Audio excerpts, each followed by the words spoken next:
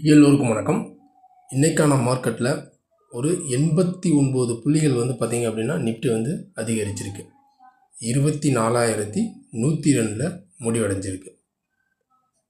இந்த மார்க்கெட்டில் ஒரு இன்றைக்கி காலையில் ஓப்பனே பார்த்திங்க அப்படின்னா ஒரு ப்ளஸ் ஒரு 110 புள்ளிகள் பக்கமாக கேப் அப்பில் தான் ஓப்பன் ஆச்சு.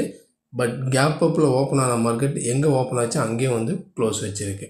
இன்றைய பொறுத்த வரைக்குமே இன்றைக்கான இன்ட்ராடே ஹை பார்த்திங்க அப்படின்னா 24,169 டே ஹையை. அதேமாதிரி காலையில் ஓப்பன் லோ தான் 24,073 டே லோ.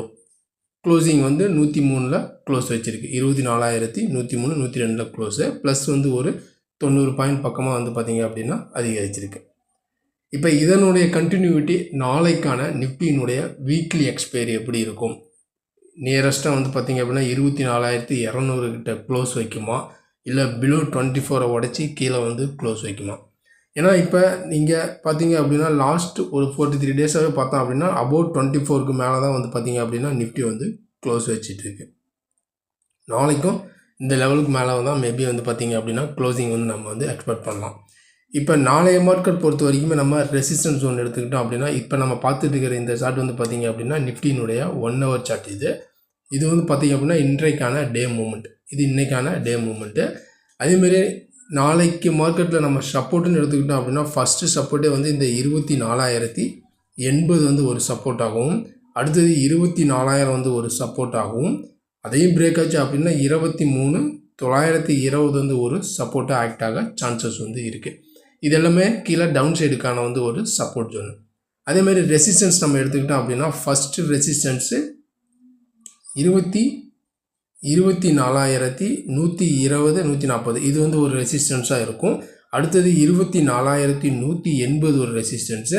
அடுத்தது 24,240 பார்த்திங்க அப்படின்னா ஒரு ரெசிஸ்டன்ஸாக ஆக்ட் ஆக சான்சஸ் இருக்குது. இதெல்லாமே பார்த்திங்க அப்படின்னா அப்சைடுக்கான ஒரு ரெசிஸ்டன்ஸ் ஒன்று. இப்போ சப்போர்ட் அண்ட் ரெசிஸ்டன்ஸ்லாம் பார்த்துட்டோம். நாளைய மார்க்கெட்டினுடைய weekly expiry buy above sell below. ஏன்னா இன்றைய மார்க்கெட் பொறுத்த வரைக்குமே ஒரு கேப் அப் கொடுத்தாலும் மார்க்கெட் பார்த்திங்க அப்படின்னா காலையில் ஓப்பன் லோ தான் 24,080 இந்த ரேஞ்சுக்கு மேலேயே தான் மார்க்கெட் இருந்து திரும்ப 24,180 இந்த ரேஞ்ச் நியரஸ்ட்டாக போயிட்டு திரும்ப அங்கேருந்து க்ளோசிங் கீழே தான் க்ளோஸ் வச்சுருக்கு.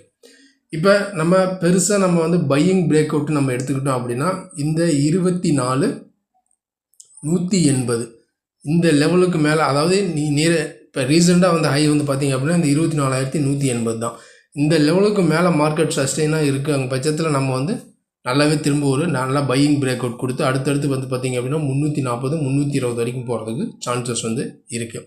அப்படி இந்த லெவலுக்கு மேலே மார்க்கெட் சஸ்டெயின் பண்ண முடியல, இந்த 180 200 ரேஞ்ச் வந்தாவே செல்லிங் கன்சிடர் ஆகுது அப்படின்னு பார்த்திங்க அப்படின்னா திரும்ப பார்த்திங்க அப்படின்னா இந்த 24,080 24,000 இந்த ரேஞ்சுக்குள்ளே பார்த்திங்க அப்படின்னா ஒரு ரேஞ்சு போண்டாவே இந்த 24,000லேருந்து 24,200 இந்த ரேஞ்சுக்குள்ளே ஒரு கன்சல்டேட்டிங்காக பார்த்திங்க அப்படின்னா நிஃப்டி பொறுத்த வரைக்கும் அக்யூமுலேட் ஆகிட்டு இருக்கு.